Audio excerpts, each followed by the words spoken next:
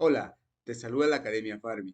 ¿Sabías que para adjudicar una plaza Serum de Farmacia Bioquímica necesitas aprobar el examen nacional de Farmacia Bioquímica, ¿no?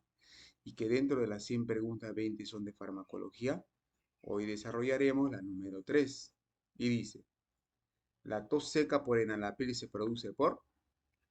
Antes de responder esta pregunta, vamos a recordar una de las funciones de la enzima convertidora de angiotensina, que es aumentar la metabolización de la bradicinina, transformándolo en péptidos inactivos, lo cual hace que disminuya bradicinina en nuestro organismo y aumente la cantidad de péptidos inactivos. Pero, ¿qué ocurre cuando le administramos el enalapril? Cabe recalcar que el enalapril es un profármaco. Por ello, a nivel sanguíneo, por acción de la estearasa, se va a transformar en enalaprilato, que viene a ser el metabolito activo.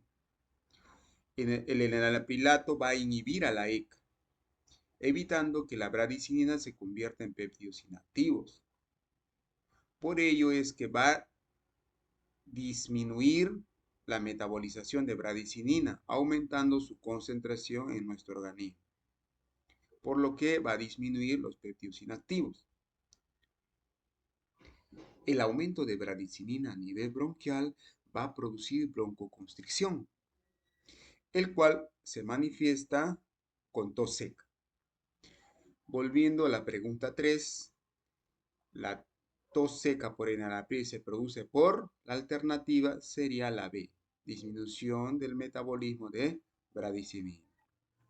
Debido a que al inhibirse la ECA va a disminuir la metabolización de bradicinina, el cual va a aumentar su concentración. Ello a nivel bronquial produce broncoconstricción, el cual se manifiesta como tos seca.